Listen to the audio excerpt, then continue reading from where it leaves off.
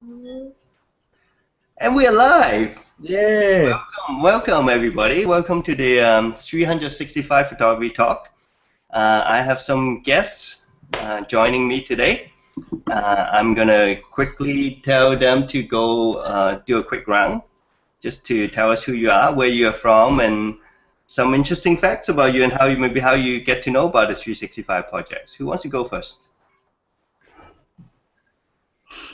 I can go first. Yay! Okay, my name is Almira, and I am from Vancouver. That's how I know Carson. But right now I'm actually in California. So I know Carson and I know about the 365-day challenge because Carson really, really helps us out in the animal rights activism that I do. And Carson is, despite him saying he's not an activist, he totally is an activist.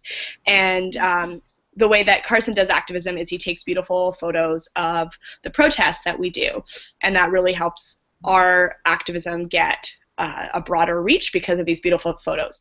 So that's how I know Carson. That's how I know the 365-day challenge. And what I'm doing in California right now is taking a little activist intensive vacation where I quit my job for 6 months and I'm here focused on activism. So that's what I'm doing. Do you want to tell us a little bit about your group? Yeah, so the group that I primarily work with and that Carson takes photos of is called Direct Action Everywhere. We are like an international animal rights platform, and mostly what we do is disruptive, nonviolent protest inside places that exploit animals. So typically we go to like places like Whole Foods where they sell a lot of bodies of animals, and then they say that it's humane, that they're doing a good thing when they kill these animals, and so we're there to protest that idea that animals are, property and ours to use.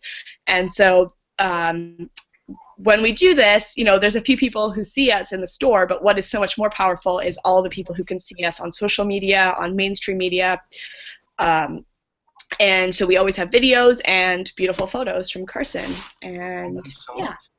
Yeah, that's probably why, because there's so many of my photos either activism work or animals, and so I thought it only makes sense to have some representative from the animal activist group, friends. And then next we have Chandra. You want to go next? Yeah, for sure. You happen to be on the lineup on my bottom of my screen, so I'm picking. Oh, it's okay. I like the spotlight, so I'm fine with it. My name's Chandra. I'm based out of Vancouver.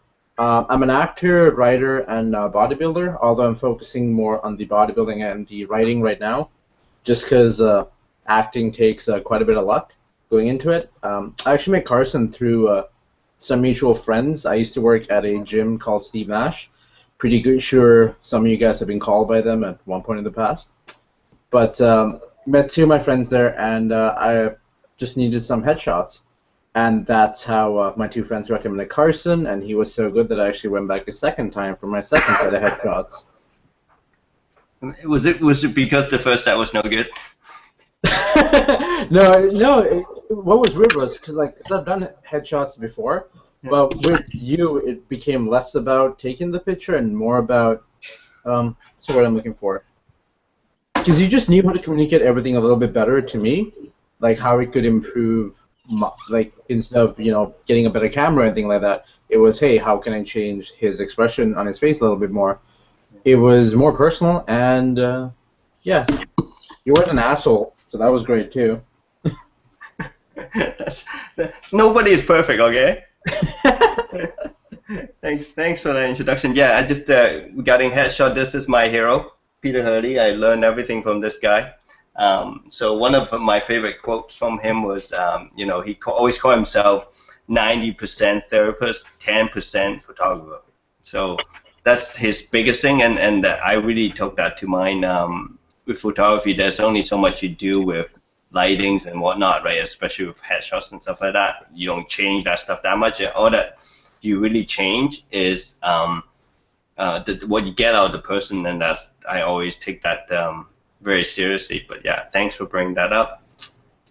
Who wants to go next? So we just, I noticed Denise just joined us. Denise is a friend of Almera, who is also really into photography, join us. So we're doing a quick round of introduction of all the guests. Okay. Yeah. who would like to go next? We wouldn't be fair to pick on Denise, so. Pierre, you want to go next? Sure. Mark, you want to go next? Perfect. Mark, well, tell us where you are right now, Mark. So I'm Mark. This is Beth, my wife. We're in England. We're in the UK. I was at school with Carson. I haven't spoken to Carson for 20 years. We went to school here in the UK, and 20 years ago we left school at the same time, and this is the first time I've seen him since then. But we've been friends on Facebook, and I've been watching the 365 photography project and loving the photos all the way through, and we just hooked up a couple of weeks ago on Facebook Messenger. And I said I'd really love to know more about the project, and so here we are. He's really kindly invited us to be guests, and so we're really excited to find out some more about it. It's just amazing to be able to talk to you after all these years, and you look exactly the same. Like I don't remember you aging at all. I don't know what happened. I was thinking the same about you, Carson. You haven't aged a day. It's probably the UK water, isn't it? Yeah, you didn't age at all, I thought. That's amazing. I'll just stay far from the camera. Thank you so much. I picked the lowest resolution webcam that I could buy just so that it wouldn't see my wrinkles. Yeah. Thank you so much for joining us. Pierre, you want to go next with your puppy? Yeah, he's like walking on the table here. Yeah, I'm Pia, and I'm from Norway, and I'm currently living in Vancouver. I moved here because of my boyfriend, and I met Carson in, where did we meet Carson? At a protest? Yeah, probably at Mary's house. Yeah, that's right, yeah, and Carson buys fruit from me because I run like a wholesale fruit business from our home, and also work with dogs and in the disability field, and yeah, have a YouTube channel. What's your channel? Tell us about your channel. Sorry? Tell us about your channel. Yeah, my channel is basically, it's Fruity Pia, and it's basically just about veganism, eating a whole food, plant-based diet, and yeah, about my dogs and animals, and generally about life. And, excellent. Yeah. Thank you. Denise, you want to, last but not least? Oh, okay. Looks like she just her computer froze. She messaged me. So I guess we'll skip her introduction and do that at the end maybe, and then we can go right ahead with these slides. All right. Oh yeah. My name is Carson. In case those who don't know, I did the 365 challenge. In case you just stumble up on this presentation. So I'm just going to start the slides up. How do I go? There you go. All right. Everybody sees this okay? Yeah, I do. All right, so that's just the front page. I'm going to skip to the next. Okay, so quick, just a few points about the project. What it is a project I started on January 1st, 2015. So it just makes it easier to count because I'm not very good at counting, and if I start in the beginning of the year, I know at the end of the year is the end of it. So that's the reason why I started on January 1st. Actually, I started being vegan the same way too. I decided to start on January 12th, January 1st, that way I don't forget how long I've been vegan. So the idea is I do one picture a day for 365 days. This was probably one of the reasons I decided that I should do a project like this. It was also the same time when I first started my paternity leave. So I was basically stuck at home with the baby. I'm since high school, I have actually never taken a vacation longer than 2 weeks at a time. So the thoughts of having 4 months off work, being at home with the baby alone, it really scares me, right? All the free time, what am I going to do with that, right? So I needed a distraction of some kind. So I decided to start a project, of some kind. I knew I needed to do something. I wasn't sure exactly what I should be doing. So the idea of having the baby for 8 hours a day, I needed the big distraction.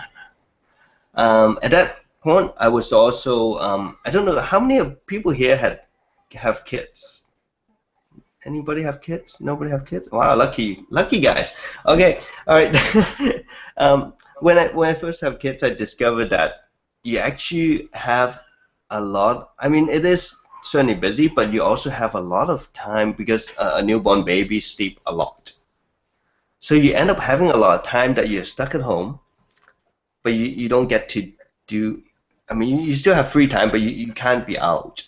But you're stuck at home a lot. So I ended up watching a lot of TED Talks. I'm not the type who watch a lot of TVs, but I like the educational stuff. I watch a lot of TED Talks and came across a TED Talk called "The First 20 Hours: How to Learn Anything."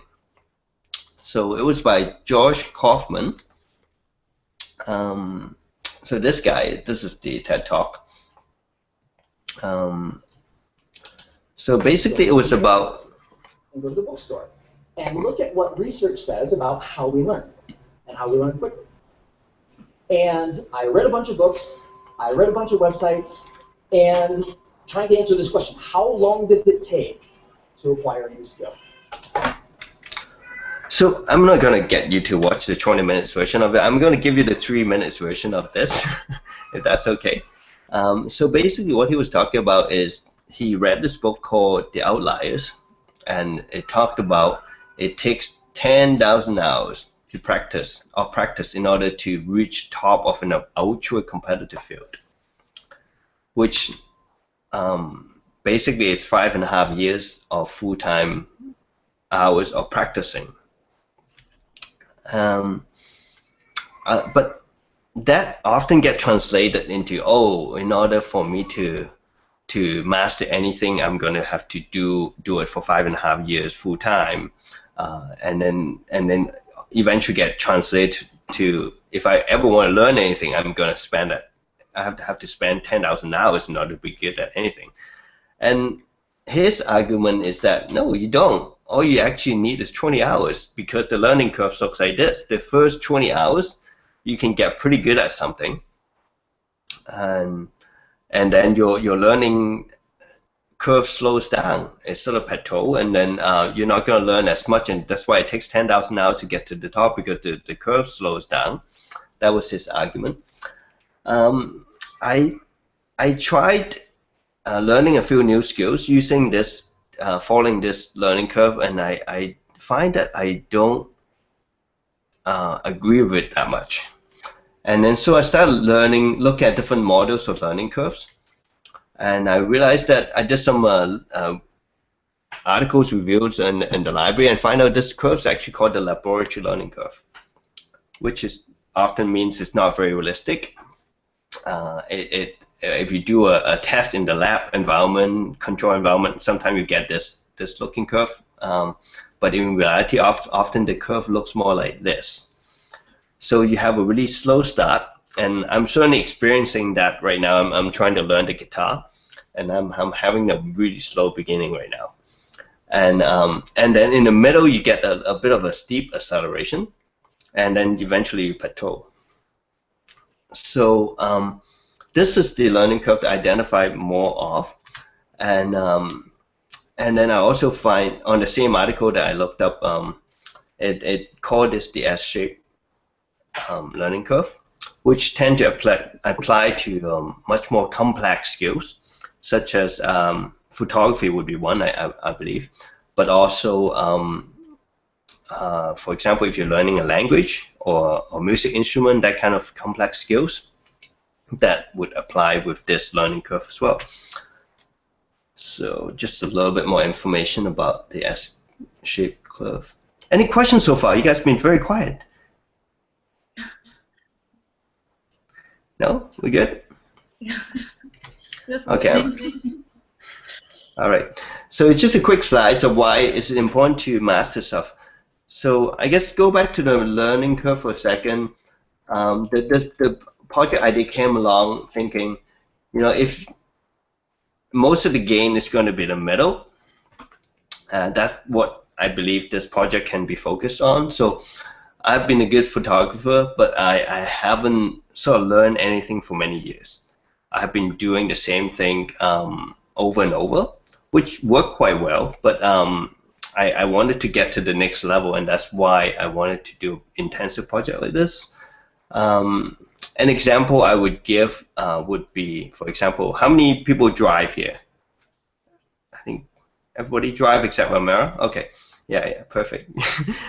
So if you have driven for over 20 years, someone like me, I would say that in the last 10, 15 years, I don't think I have become a better driver.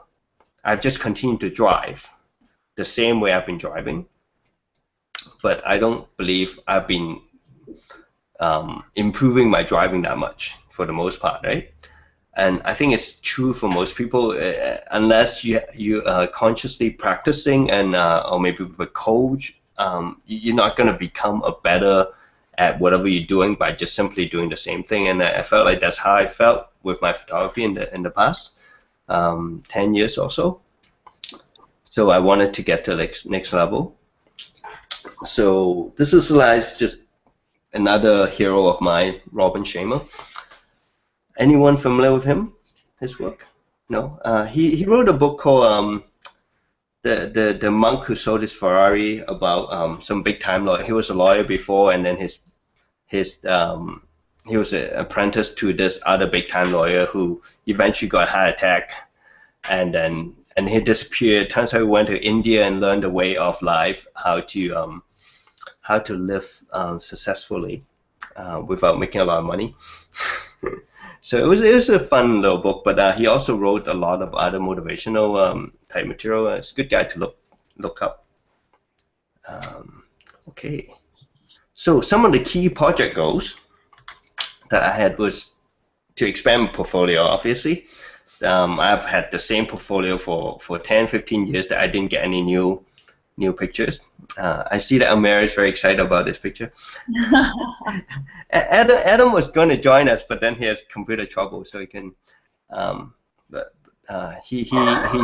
He showed up for a split second, but then he disappeared after that. I don't know what happened. But yeah, so expanding portfolio is a big part. I have had the same portfolio for a good 15 years without any new work going into it. I was very frustrated with that. Try new areas. For the longest time, I've always been a portrait photographer. Haven't done more outside of that, so I thought it would be interesting to try things like headshots. I mean, haven't done headshots, proper headshots, for a long time. Try landscape photography, that kind of things that outside of my comfort zone that I might or might not enjoy. And then at the end of it, I want to have an area of specialization that I could pick on. So I want to try as many things as possible throughout that period of time, and then pick something that I can focus on at the end. Cool. Any questions so far? Cool. All right, let's keep moving. So headshots is probably one of the biggest thing I've done, and I ended up with a business on headshots afterwards. So I end up doing a lot of headshots. I would say headshots is probably one of the last things you can still make a little bit of money doing photography with. There's practically nothing else you can do photography and making money these days other than teaching photography, I find. That's another thing I'm actually interested in doing as well, doing a little bit of coaching. But I did a lot of that. Oh yeah, the first lady was she's a therapist, and I don't know why, but it seems like almost half my clients therapists or counselors, and then the other half are actors. So only two type of people in Vancouver likes to get headshots, seems like. But I end up I guess a lot of it's to do with referrals. You know, one therapist, and then there's someone else in the office need a headshot, and then they all end up doing it. And this is not, Elise actually not an actress or therapist. I guess she's an exception, but she's a violinist, and I actually asked her if she would be interested in doing, because I met her and I know that she plays the violin professionally, So I thought it would be interesting to do a headshot that's incorporates something that people do, or people love doing something, and then I wanted a little bit different than just a headshot on its own. So I started asking people to bring an object that they have have a bit of significance to them, to the shoot, and then we get to do the picture like that. So some of the key ways to succeed. That was Darren in a cage. That was a fun protest photo. Elmira, maybe you can tell us about this protest. I can't remember the idea of the cage. Okay, well, this was the rehearsal because we typically don't encourage people to eat in the middle of our protest. But a lot of the protests that we do at Direct Action Everywhere are like creative. They're kind of like street theater. So we often do have like a rehearsal beforehand. And in this protest, we had this cage and we crammed a bunch of people in it because we were trying to show that even in cage-free like egg systems, these animals are still really confined. Like, even though you're not in a cage by yourself, you're still like crammed in with these other people. But this was the rehearsal, and Darren is like known for like eating constantly in like almost every photo. So that's why this was kind of funny photo. That's like this like really good vegan cheddar popcorn. So. And I think the other thing funny about that we make fun of Darren eating is because he's like the skinniest person I ever met. And he's constantly he definitely eating. weighs like 50 pounds less than I do. We don't know what's up with that. Like, he must have like Superman level metabolism or something like that he can constantly eating and not gain any weight. So yeah, some of the key ways to succeed I find that helped me a lot was having a daily deliverable. So in order to I think learn something and improve on something, you have to have something concrete that you deliver at the end of every day, and that forces you to, I guess it motivates you in a sense, and that ties closely with accountability. So the way I build accountability is, I mean, I'm the type of person who wouldn't be motivated to do something unless someone else is going to hold me accountable, and I do that by using social media with a Facebook album that I promise my friends that I would deliver something every day. And then in the beginning, you know, obviously people not get used to the rhythm of looking for things on it, but after a while, people actually, I noticed people actually prompt me if by 9 o'clock in the evening I haven't posted anything, to say, hey, I haven't seen anything posted today. Did I miss it or whatnot, right? And then I was like, oh shit, I totally forgot about it. And then I have to quickly do something and put it up. And that makes it keeps me honest, I guess. And having community support, having people that will not only look for your picture but comment on it, like them or not like them, or give you positive and negative feedback is really important. I find Facebook is really good for getting supportive comments, and what I was not getting as much in terms of comments is the constructive criticism. I wasn't getting much of that at all. I find that people are generally very positive and they only say nice things. So I started joining an online school of photography where we get together using actually Google Hangout as well, once a week, and we critique each other's work. And that kind of critiques is, if you're not used to it, is quite brutal actually, because they will actually point out everything that is wrong with your photo. And it's a tough pill to swallow if you haven't done that sort of stuff before. But I find it extremely helpful to have someone actually tell it to me straight. So I really appreciate that too. Cool. Portraits. Yeah, so I don't know why, but I somehow ended up taking a lot of portraits of beard white male. A lot of them seems to be. So I really loved it. One of my favorite pictures, the one on the white, sorry, on the right hand side. That was taken at the event I was volunteering at the downtown east side where they were serving food. The event was called Love and Beyond, where they had gathered like maybe 100 volunteers, where some will serve food, some will give free massages, some will give free haircuts for the downtown east side Vancouver. And for those who are not from Vancouver, um, that's probably the poorest neighborhood in the whole North America, and there are a lot of homeless people there, a lot of drug problems and things like that, and these volunteers just doing amazing work. They were giving complete strangers massages and haircut and feed them and talk to them, and it's just really beautiful the event to be able to volunteer and be part of. And I got to know this lady who introducing me to all her cousins and talked to me for a good hour at the event, right? She's just really interested in photography as well, and she wanted me to take pictures of her with all her friends and cousins. So I ended up with this, just like her expression was just amazing to me, both of them actually. I just absolutely love the expressions. Yeah. Self-portrait, I do some of that. Not because I like myself so much that I take a lot of self-portraits, but when you're in a 365 challenge where you have to crank out a picture a day, very quickly you realize you run out of friends to take pictures of. So when you're sitting at home at 8:30 in the evening when you don't have a picture to submit, the easiest thing is to do a self-portrait. That's partly why I did that, as well as digital manipulation.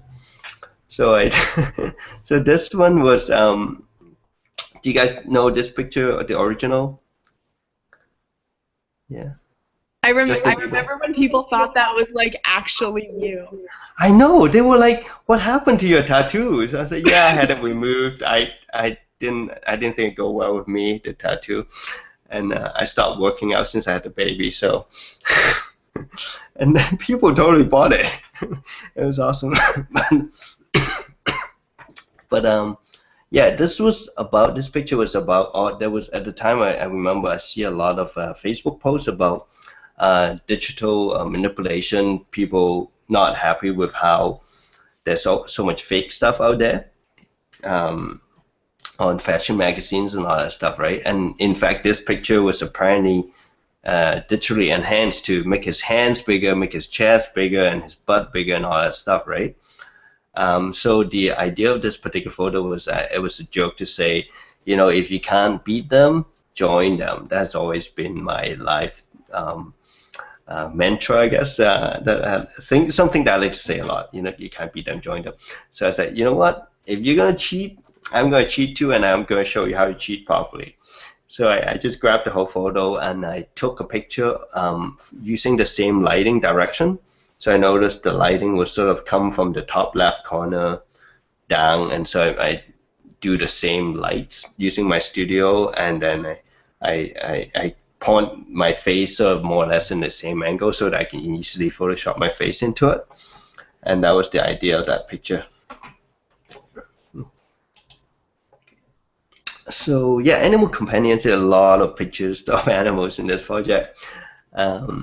This one was quite interesting to me. This is a lady I know at SW that works in the research area that uses animals specifically, and I meet with her regularly for work, and I talk to her about some of these issues as well, obviously.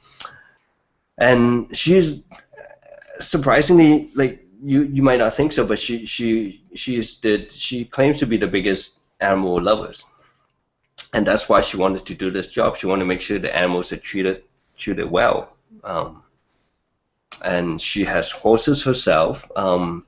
She has this pet rat that she brings to work every day, and it was just it's just beautiful watching her and her rats and the relationship as well as her work. It's just really interesting to me to be able to do her portraits. And then there's some other pictures of animals.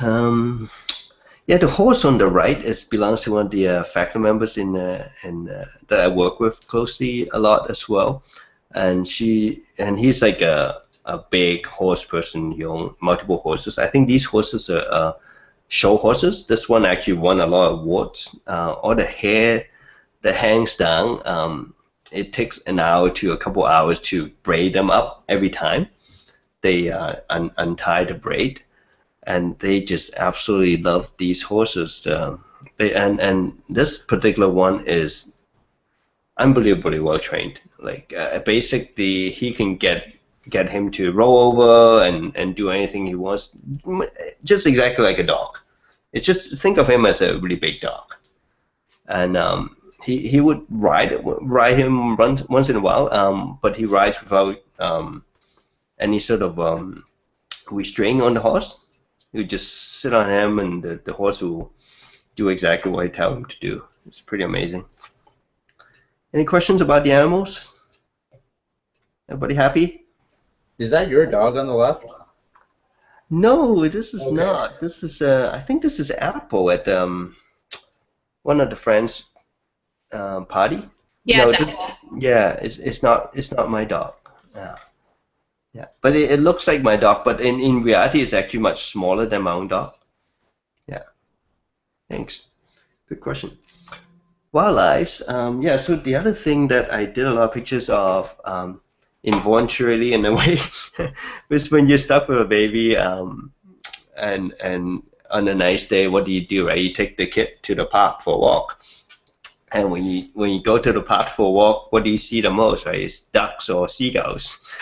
So you end up taking a lot of pictures of ducks during that time.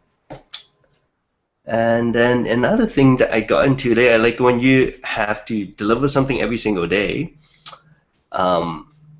you have to look for events and things that's happening in your city, and just go out as much as possible to take pictures, right? So that's probably why I got connected with DXE, but also I also attended a lot of other events. So this one was the I think it was the anti-commercial party or something along that line. It was on Commercial Drive, but it was basically a party that everyone brings their own party to the party. So there'll be people that brings games, and there'll be people that bring music, but nothing is for sale in that party. Everyone just show up and have a good time. There's no entry fee. It was in an open park. It was just a really cool concept. So it was. I think it starts at maybe 6 in the evening and it goes on until like midnight. So that was an interesting party. I think thousands of people show up to that outdoor party. I thought it was really neat. Anyone else was there? I think Sophia was there. But, Sorry, what was it called? What was this festival called? I think it's called anti-commercialism or something along that line. It was on Commercial Drive in the park. I can look that up and give you some information. Oh, hey, we got a question came in from Sandra online and asked, do I touch up in Photoshop or are those as you took them? So I'm just going to select it and say that I'm answering this question right now. So we got a question from Sandra, and the answer is yes, I touch up my photos big time. And no, they are not as they're not as I take them. Yeah, because I took all my pictures using the RAW format. I'm not sure how many of you do photography digitally that use the RAW format, but basically it's a format that the camera doesn't compress the picture at all. So you just take all the digital information, and then once you put it into the computer, you can tweak it any way you want. So that's how I take all my pictures. So it was an interesting discussion that we have just right before we started the hangout. I think it was with Chandra, wasn't it? About manipulating photos, and I was talking about how the role of photography has changed a lot since digital photography came along. So there's this notion, or maybe a little bit of stigma, even about photographers who do a lot of manipulation on the computer. Whereas I have absolutely no problem with manipulation, because I used to work in film, and we were doing the exact same thing in the darkroom before. Just nobody knew about it. We were doing burning and dodging. We were doing, multiple picture printed onto the same picture. We're doing all those tricks in the darkroom beforehand anyway. It's just no one knew about them. But now that digital Photoshop and has become so much easier to do these things, people are going back to a more of a purist approach, I suppose. People that actually Denise is doing more film photography these days, right?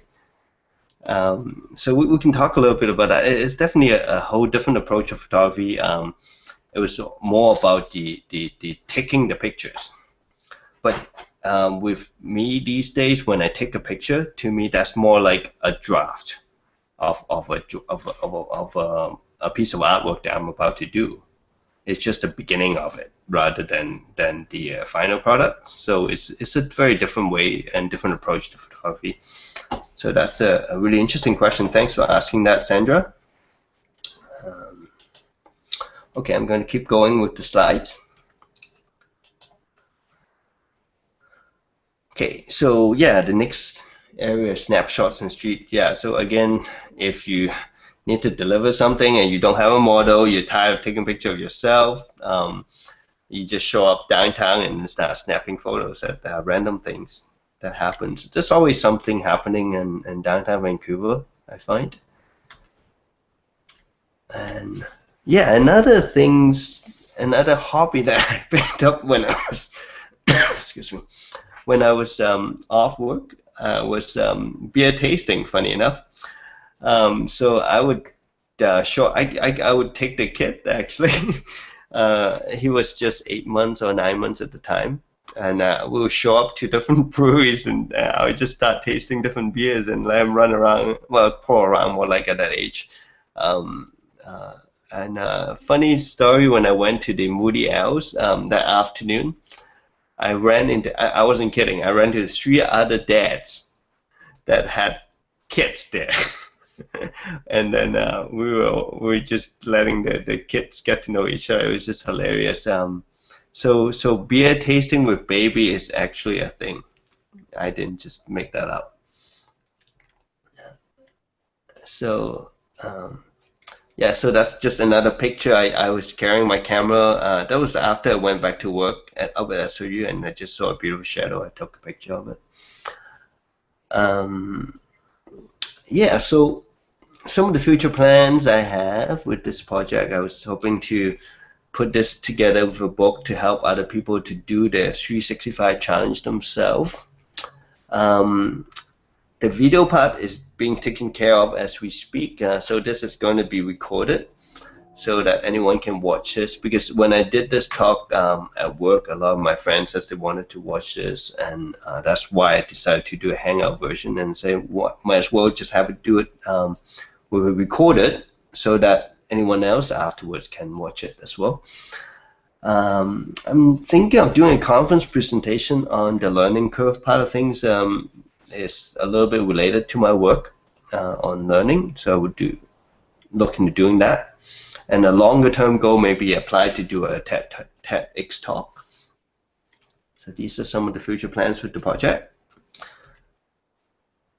So still lifes in macro is another thing that I did quite a bit during that period of, during this project. Is again something that I don't need to do a lot of arrangement. I can just do it right at home with the studio. and it's something that I have never done before. This year, I never done still life photography before. So it was a lot of learnings. For example, the picture on the right, just to get the steam show up with the hot coffee, it was shockingly simple to do, but without knowing the one trick, it makes it really hard to do. So it turns out that I was trying to do it the whole time, and I could see the smoke, but when it wouldn't show up to the picture. It turns out that the background was just too bright.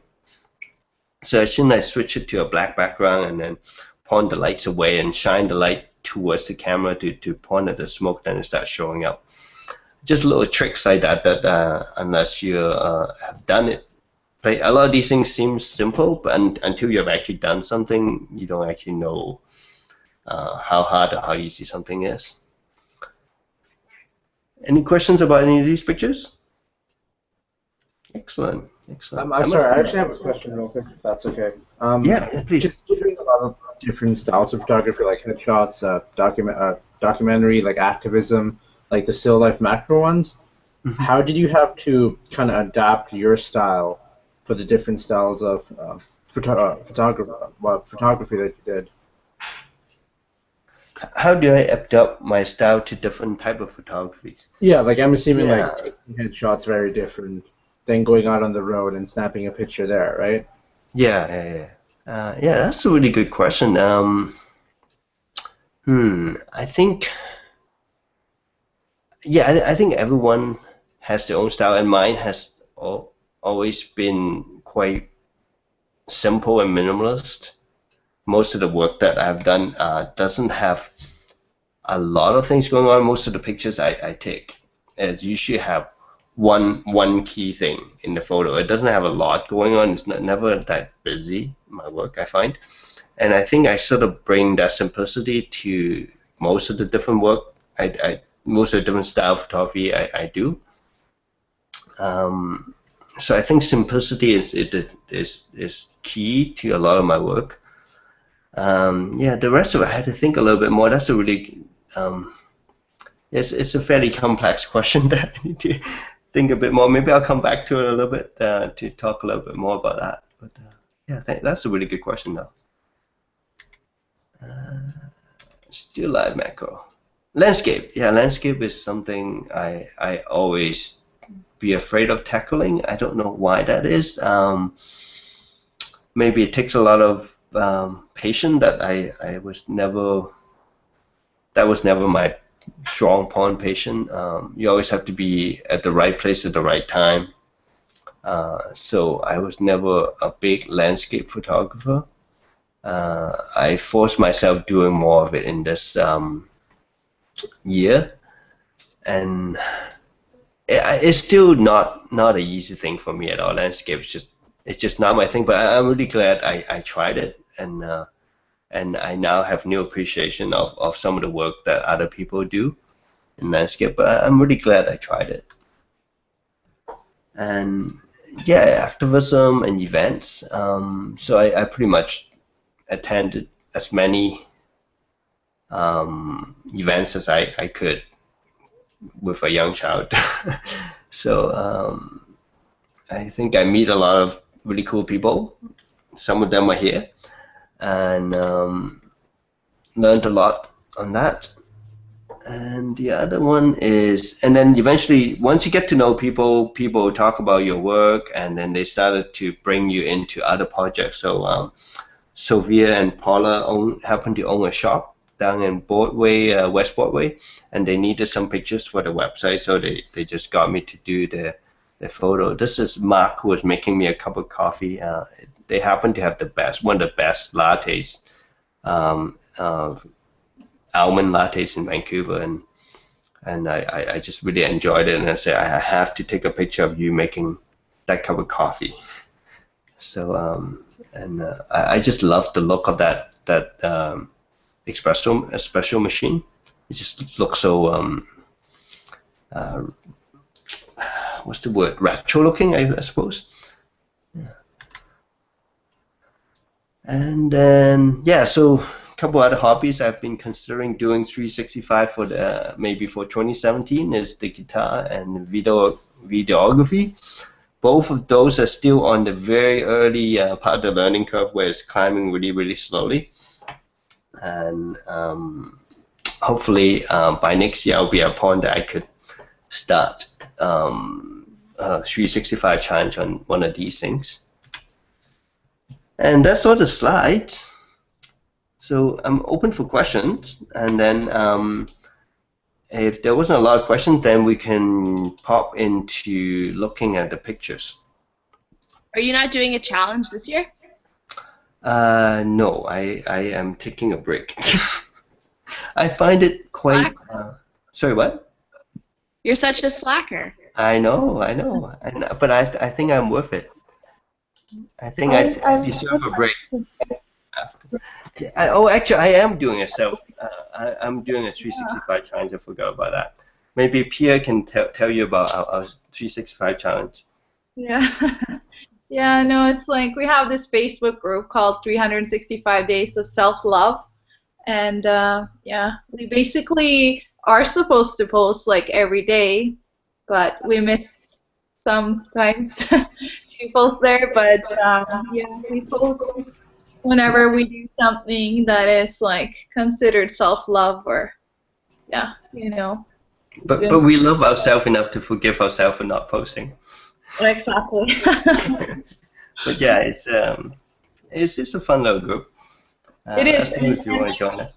And sorry, and like you said earlier too, when you have that group and it's such a like a reminder, you know what I mean? If we didn't have that group, it would be way harder to go through like this challenge. So like whenever like you post or another person posts in the group, we the others get reminded to, you know, stick with the challenge.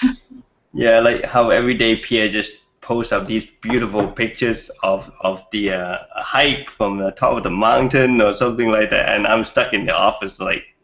Yeah, it's really great. That's great. Okay, so we have a few categories of pictures we could be looking at based on your preference. I'm gonna open. So these are the options. So we have animals, commercial, events, headshots, landscape, portrait, street photography. Any sort of votes? What would be the preference? Animals.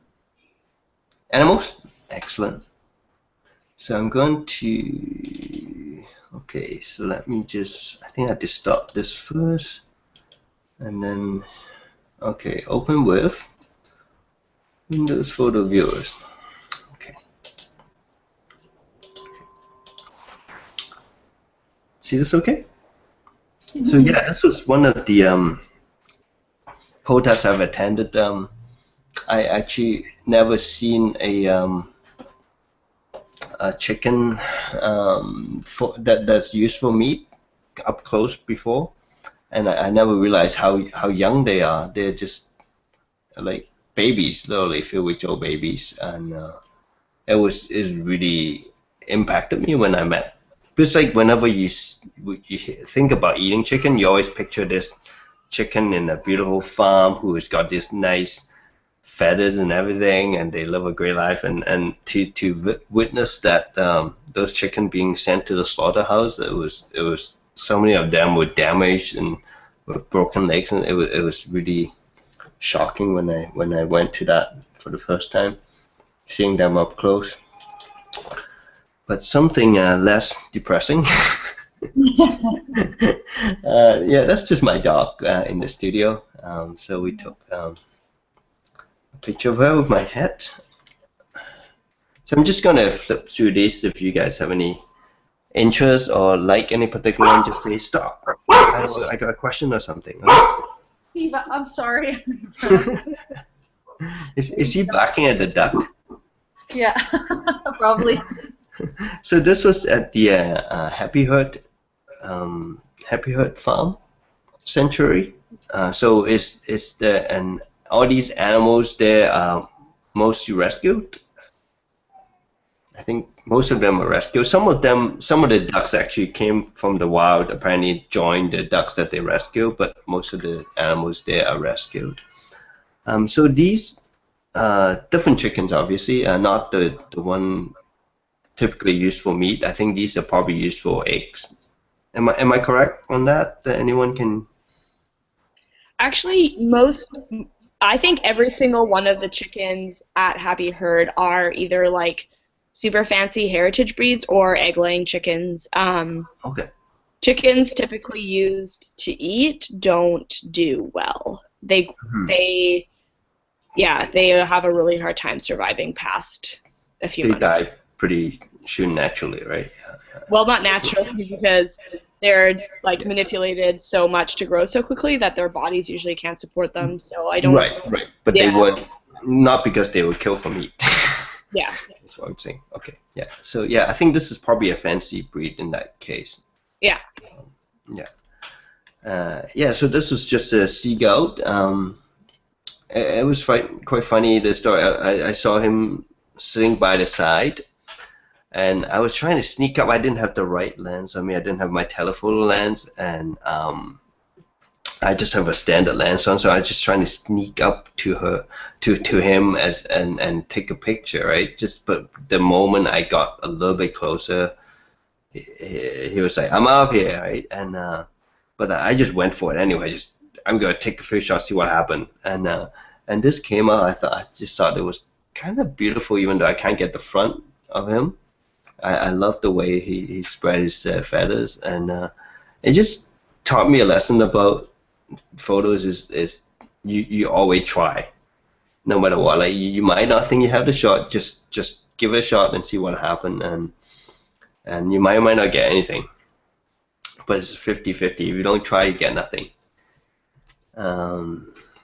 Yeah, this guy is just a boarding dog. I think we've seen this one already. It's a party dog. And this is Amira's cat. This is Bucks. Yeah, it's his birthday. Yeah. You say it's Buck's birthday? Well, we don't know when he was actually born, but sometime this month. Right. Oh, okay. Happy birthday. This is my dog, Jackie. This is another boarding dog. Kinshin. Bucks again. One of the protest dogs that came out. That's my boy. He was so fat at the time. And he got obsessed with having to walk dog. Like every time, like basically anything he sees me doing, he wanted to do it right away, right? So I was walking the dog up most of the time, and he insisted on holding on the leash, even though he wasn't strong enough to keep the dog. Oh, this one was in the Chilliwack farm show or something like that. I can't remember exactly, but they were showing some of these cows. It just it broke my heart seeing the cow was crying, and with a tag on the ear, and it just, yeah, it was heartbreaking. And this was actually the there's a quote unquote rescue place in Vancouver called the Reptile Guy, and he was at the same show, and he was showing a lot of reptile. And at the time, I didn't know what's the deal with that guy, but later on, I find out the SPCA was actually investigating them. Apparently, they were posing as a rescue group, but they actually selling animals for profit.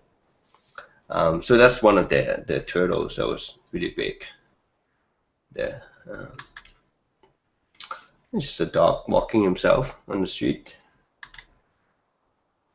And then some of the dogs are puppies. This is my cat, my dog. This is another protest dog, I think. This is the SFU where the pond is. There's some fish there, I think. Seagull. Yeah, I took a lot of seagull photo that year. It was by far the most common birds, and there's so many types of them too. Like this one looks very different from these kind, and they fly a lot faster. So I was really glad that I managed to get this one in focus. The boy. So yeah, I'm just gonna flip through them. Yeah, that's back to the happy herd again. They have ducklings. They were so cute. That's our friend Megan with a baby. I guess he was still kind of a calf at the time. Is that Desi or Sparky? It's probably Sparky, I think. I don't know. He's probably like 1. Yeah. But yeah, they were so sweet. They were really sweet. Dog. My cat again. And that's Lucy at the Happy Herd farm, and he's a huge pig. It's like probably 300-400 pounds, maybe. I think. Ducky. Yeah, most of these are taken at Happy Herd. That's Rachel, one of our friends, feeding the baby goat. And now they're not so much a baby, they're a bit of a bully nowadays. I'm kind of afraid to go in there. They always jump on you with their really hard feet, and they kick you. If you're a guy, they kick you in the most uncomfortable place, usually. So I'm kind of afraid to go in now, actually. What kind of camera are you using for these happy herd photos? I am using a Sony A6000 for most of these photos, except the really early one. I was still having my Nikon D7000, I think it was. Really cool. Yeah, but the D7000, I think 99% of the time takes the same picture as the Sony, with the exception of the low light performance. Or the new Nikon is every bit as good as the Sony, so I'm not saying Sony is any better. That's why I switched to it. The real reason I switched to the Sony is the size and the weight. Most of the time, in summer at least, I ride a motorcycle. So I need to be able to fit 3 lenses, a tripod, and the camera into a backpack, and be able to go and do a landscape shoot easily without hurting my back. Right? So that's partly why I switched to Sony, just mostly for the size and the weight. And if you have a Nikon, I would say it takes every bit as good a picture as, or a Canon for that matter. I don't know other brand that well. Yes, but I think. Are you saying something, Amira? I see you talking, but I can't hear you. I'm talking to you. This is sorry. Oh, this is hi. Rosie. She is Chris's niece. Oh, hey. She Chris's was niece? about yeah, he's her brunkle. Do you know you're on the interweb being broadcast? No. She says you talk a lot. I do talk a lot. I was hoping these people will help me out, but they're not helping me out, so I'm talking. Maybe you can join us. Okay, more. This is a sheep, right? I think. That's Yeah, this is Casey. Yeah. She's the sheep. Yeah, the sheeps are way more gentle than the goats. They don't have horns, so that helps. And much sweeter, I find them. They're less of a bully, I find them. This is Aisha. Is it? I can't remember her name actually. Ashka. There you go. Very useful information for all of you, I'm sure. All these animal names. Dogs. Riley, I think. Walker. This is David getting kisses. Rocky. I love this name, Rocky, for this tiny little dog. I can't remember who this was. That's my cat, Kitty.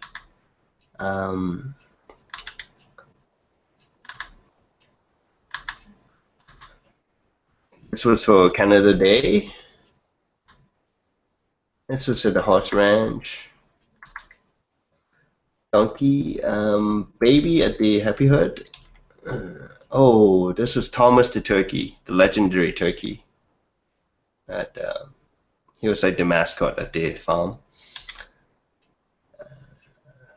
Just a goose. Yeah, so I think there was a question earlier on about how has my photos changed over time. So this would be an example of a photo that I probably wouldn't have put in by this point. This is one of the really early photos that I put it in at the time because that's all I had that day, and I wasn't super happy with it. I thought, it's a nice sharp photo, but it really there's not much else to it. There was no story to it. I find that later on I tend to look for that story behind the picture a lot more than just a nice, clean, sharp photo. I think that's one of the things I noticed. I remember a few weeks into it, I looked back at some of the early photos and I was like, oh my God, I'm ashamed. I couldn't believe I put in these photos. That was just embarrassing. And then 2 months later, I do the same thing. I was like, oh my God, I couldn't believe I would have put in that photo. Or at least I would have processed it very differently instead of putting it in as is. So that was some of the realization. And I think it's a good thing that means you have learned something new, right, from that process, and you have improved over time. So Carson, do you said that you had some feedback from some photography school? Yes. On some of the photos, and I looked at the photos, 365 days, and every single day I looked at the photo and thought, that's a perfect photo. And have you got an example of one that you got some critical feedback and you thought it was great, and then you got some criticism back for it? Almost every single one, actually, that I thought was great. There was always something. I think most of the ones I have gotten feedback of was, or that I post up to ask for feedback of, because at the time I was looking to make my headshot business, as my headshot work into a business. So most of the things I asked for feedbacks were headshots. So maybe we could switch to the headshots for a second, and then we could. I can show you some of the examples of the things that they told me how I could improve on some of these things. A lot of it I find was okay.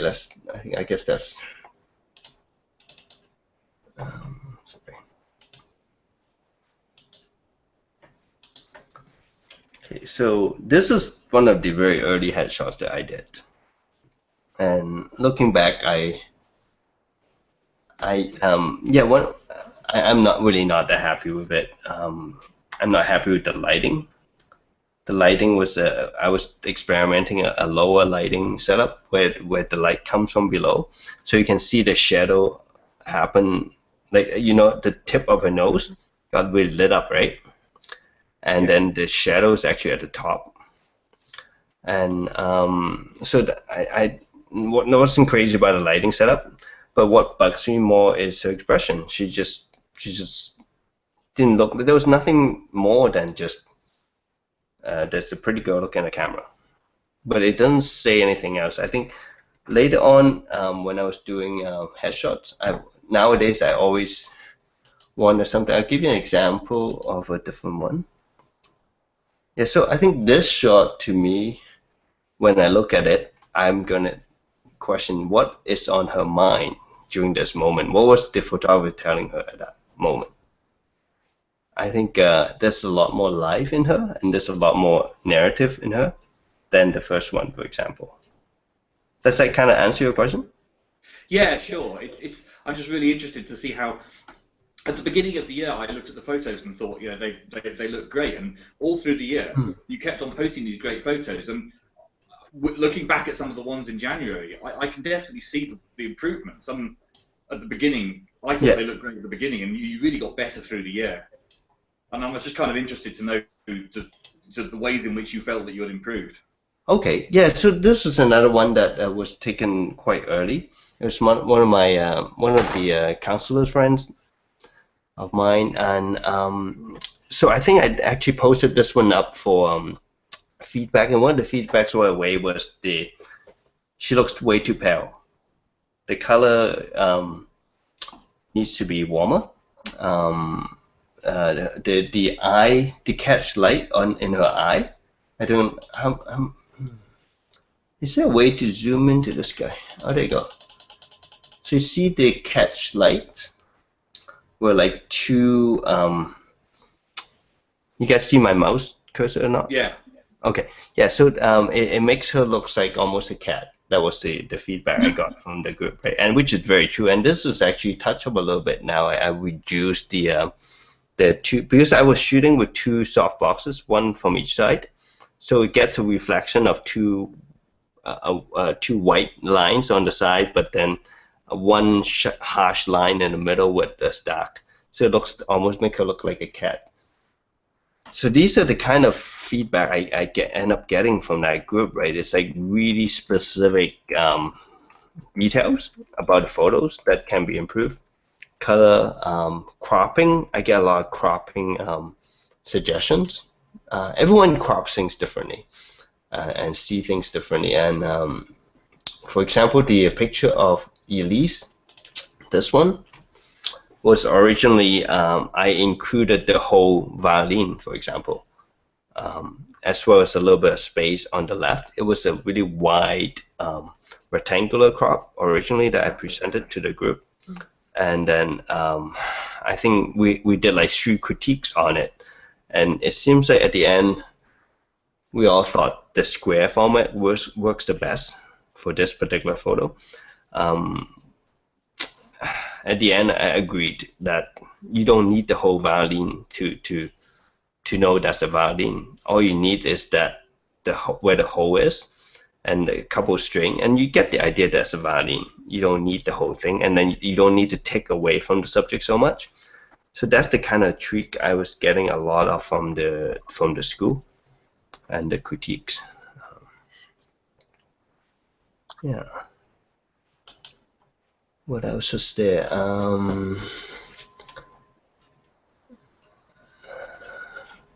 I started doing a lot more. Yeah, this was another early one too.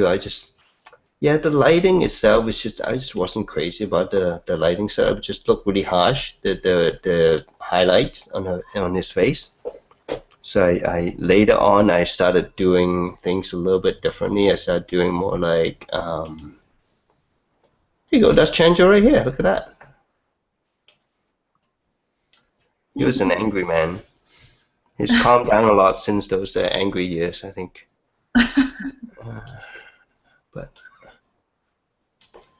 Yeah, so this was like an earlier style that I used to do in terms of headshot. Lately, I have mostly been doing horizontal.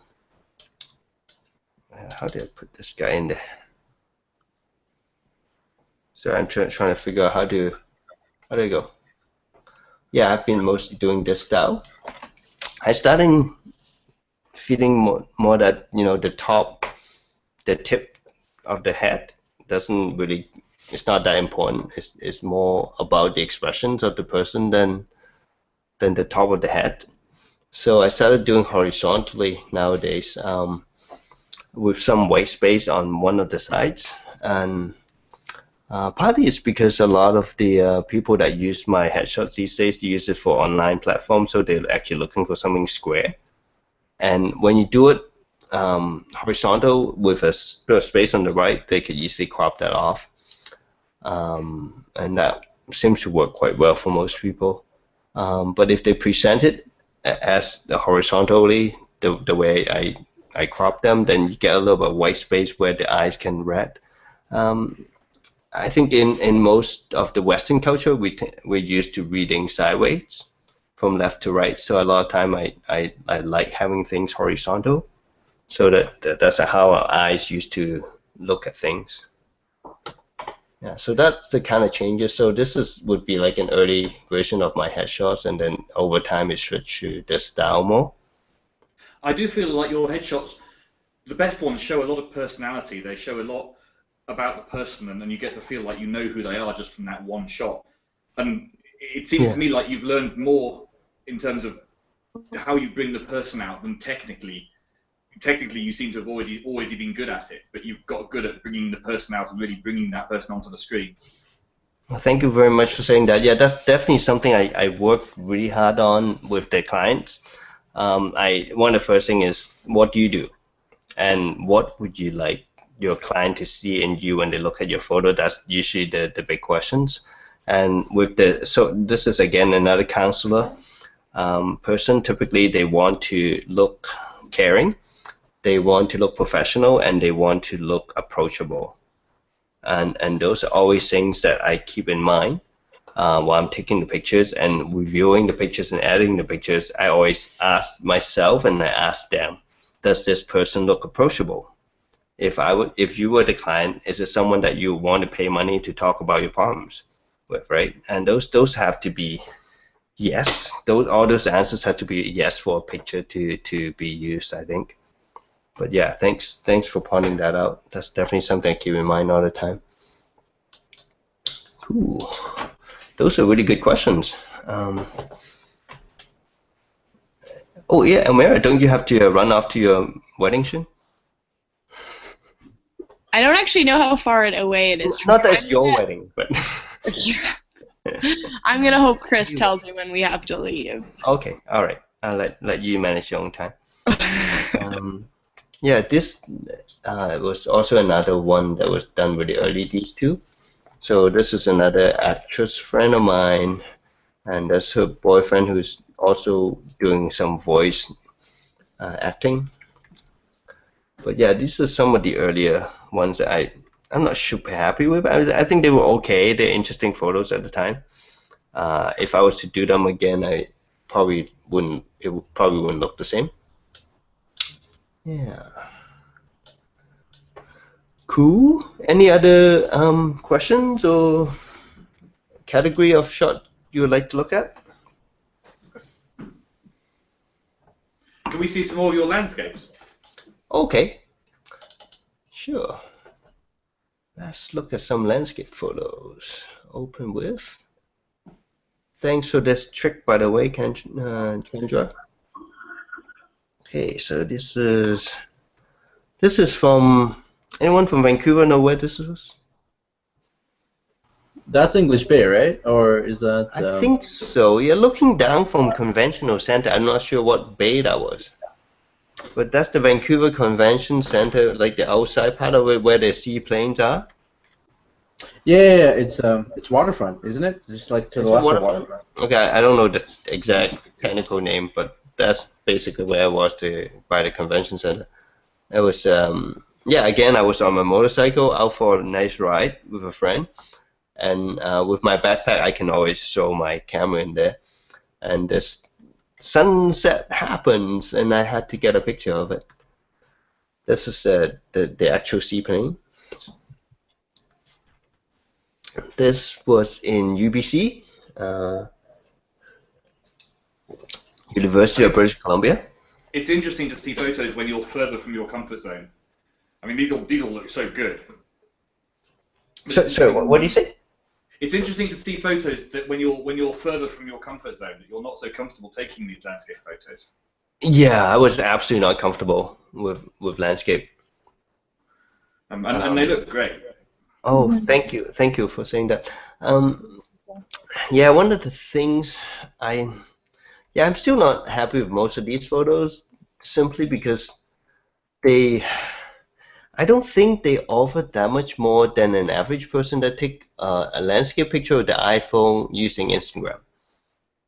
That's basically how I felt. Like, I don't feel they offer anything really that different from anyone can just do a snapshot of, if that makes any sense. I'm sure you have all seen friends who have these Instagram pictures that were all taken by the iPhone, and they just snapshot and they look amazing these days, right? So I almost feel like just a pretty picture of a sunset is no longer good enough.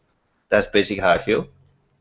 I think good photographers stand out almost more now, because modern cameras can do the technical work for you so easily. It's easy to take a technically good photo, even out of an iPhone. Mm-hmm.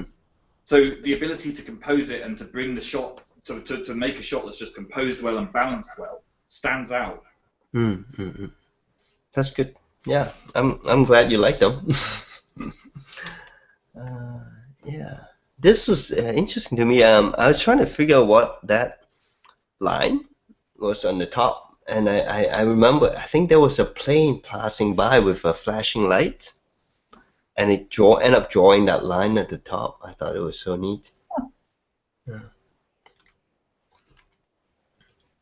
Well, I So love that one. That's beautiful. is it the corn maze with the kid? What is he even wearing?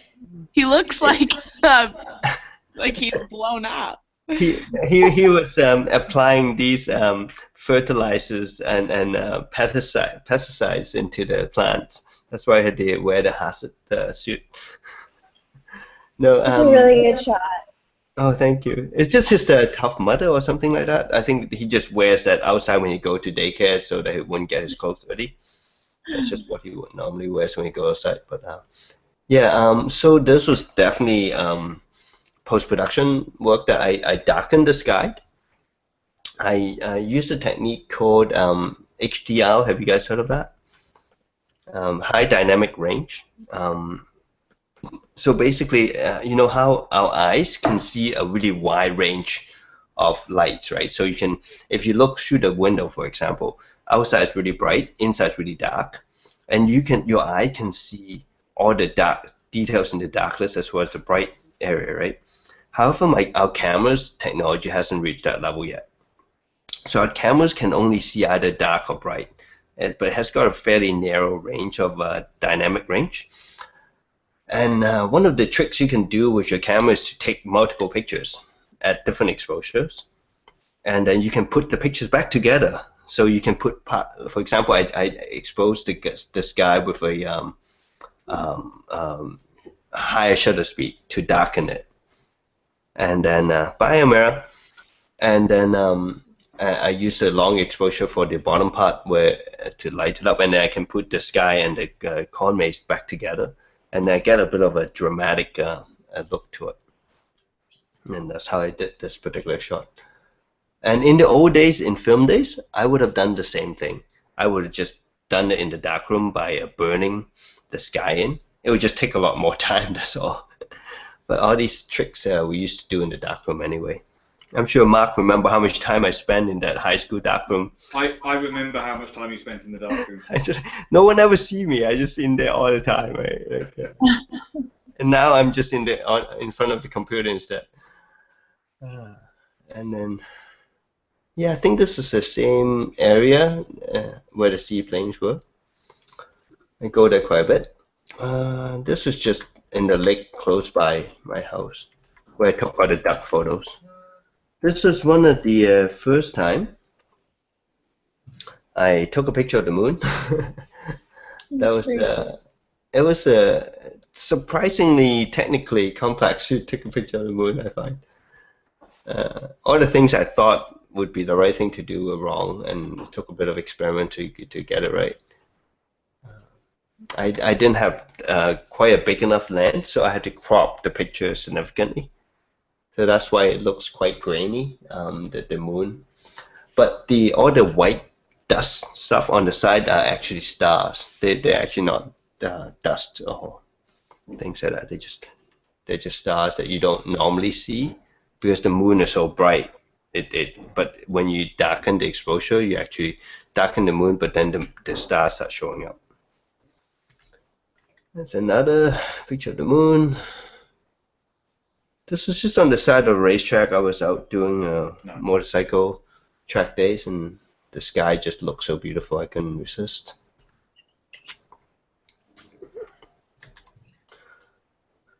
Yeah, this picture I probably wouldn't have put it in if it wasn't in early photos, but yeah, I wasn't crazy about it. But I kind of like the idea of the dog walking into the sunset. I thought it. And compositionally, I kind of like how there's a leading line that goes from there and then goes around. But yeah, wasn't too crazy about the execution. This one, just again, I was trying something. When I was taking a photography school, there was there were a couple projects called abstract photography, which has a lot more to do with patterns. And so I was just playing around with the sky and some lines and I thought, yeah, I would, I thought it was okay. Yeah, wasn't too crazy about it as well. This was HDR as well, so like the as you see, the building was actually in the shadow.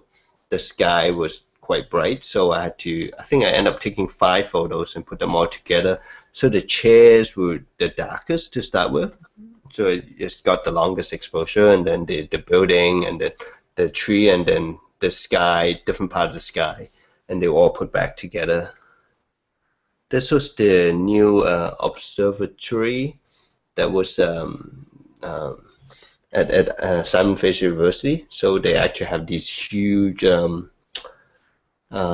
telescope that you can look at Mars and things like that. Yeah. This is just a picture outside of my window, I think, from my upstairs. This was taken on a ferry going to Victoria. I think I was going to visit Tracy's family at the time, and I saw this just like really beautiful sea and the sky. And the first thought I had right away was it almost looked like the Matrix, some scenes from the Matrix. So that's why when I got home, I had to make the color had that Matrix color to it. Another shot from the ferry. Just some snapshots around the area.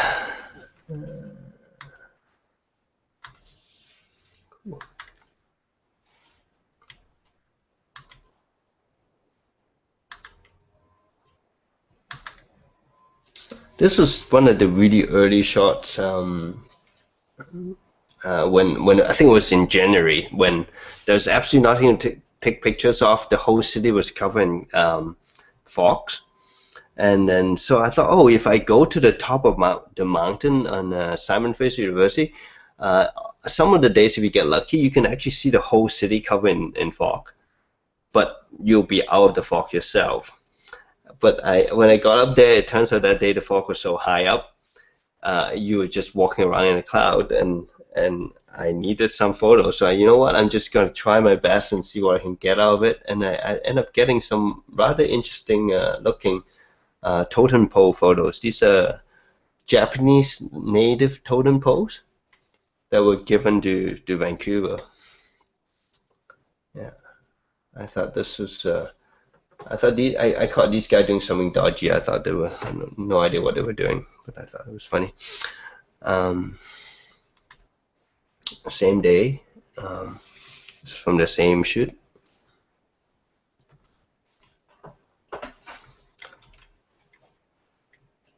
This was just from my house, I think. This was I was in. Can you see some of the street? Oh, sorry. Can you see some of the street photography after? Can I what? Can we see some of the street photography? Can you want to take a look at the street photography? Yeah, absolutely. Yeah, okay. I'll just quickly screen through this. This was just my first try. I never done the slow, long exposure water shots. I always loved seeing the silky smooth water, so I tried that with I brought a tripod on my motorcycle to North Van to take these. My bike. But this one was quite interesting. This was the sunset and sunrise from the same day, put back together, shot from my house. And that's it. Okay, so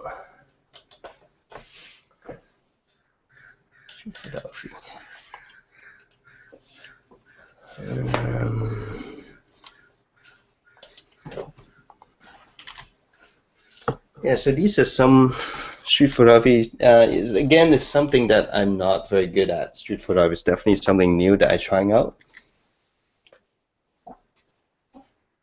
That's my son petting a dog.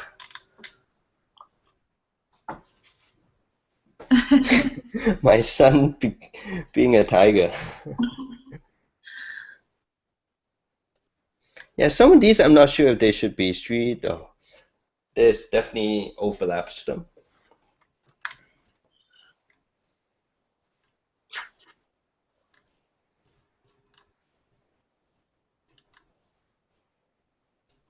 Downtown Vancouver.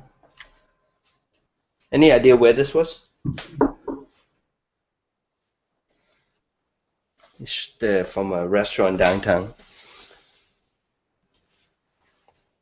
Is that in Gastown? Yes, it is Gastown. Yeah. Okay. Where was this? Was that Gorilla Food? Or like Indigo Asian? This was in Chinatown.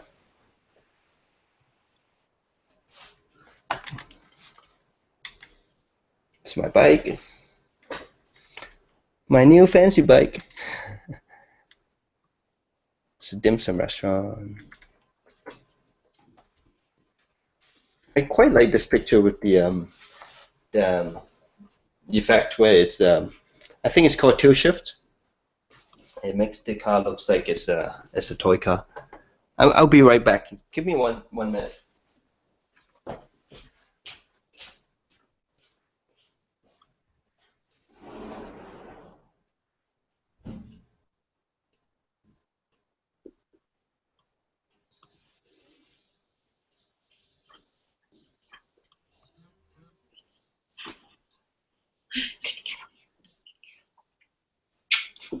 You guys are way too well too.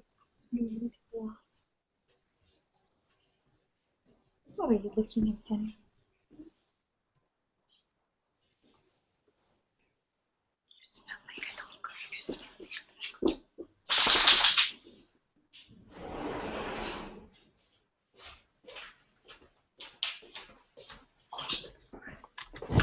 Okay. Yeah, where do you think this was? Surprisingly, it was in Granville Island. Actually, Granville Island? I found this workshop area that I peek in and take a look, and I just love the look of the tools and the shadows and everything. It just something about it I thought was really beautiful. Commercial Drive, and this person was so excited. I was at Granville Island. That's one of my favorite places in Vancouver to go and hang out. And if Mark ever come to Vancouver, make sure you go there. And there was a street performer at the back playing music, and she just enjoyed herself so much. She was doing the whole break dance routine with the music, and I had to take a picture of her. She was just having so much fun. That's when I was doing MRI, and I got sick. I went to Chinatown to get Chinese medicine, and they turn out to be the most beautiful things. They taste awful once you make it, but they look amazing before you cook them. I think that's all the street photography I got. That's great. So we're about an hour and a half into it. Is there any final things you guys want to look at or ask me or? Cool. I have a question. Yeah. Did you honestly do it did you actually do a photo a day, or were there some days that you missed and then you made up for it?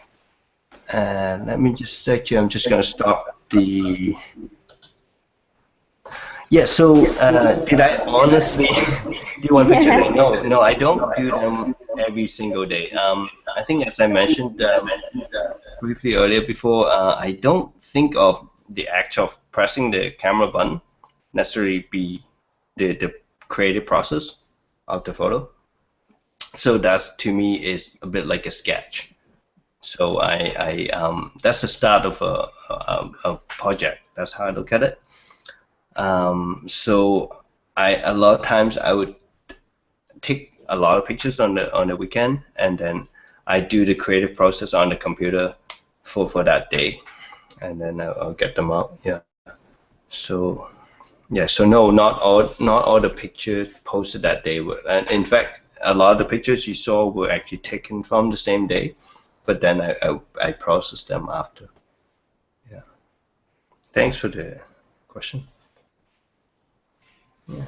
Anything else you want to look at before we go off? If you ever do another 365 challenge, is it specifically going to be photography, or do you think you might branch out? Yeah, I've been seriously thinking about doing videos. The problem of video is the amount of time to post up a video clip. Yeah, that takes a lot of time. And editing, and so I don't know if I would dare to do a 365 video challenge unless there's some technological advance that makes it much easier to do these things. I'll be a little bit nervous about that, but I think that would be a dream. So I might do something like a 52 weeks challenge instead of the 365 days, so that it's one video project per week, and that might be something that I will look into doing. Absolutely. Yeah, well, if you need an actor, I'm right here. Just saying. Excellent. Good. We should definitely collaborate. I think you with your story writing and acting, and then I'll do the photography side of things. That we can. I would love to write the script and everything. So. I love it. Yeah. So thank you so much. I really appreciate you guys to be part of this. I see amazing pictures being posted everywhere, and I just like very humbling that people actually follow my projects and looked at my photos at all. So thank you so much for following, and especially for being part of this talk.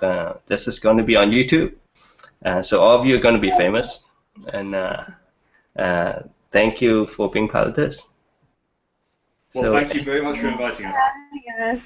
That was it. Thank That you, was Carson. that was Yeah. really Thank Thank you, you. Carson. So I'm going to go offline now, and then we can probably talk after that still. I'm going to stop broadcasting. So thank you so much. See you soon. Thank you.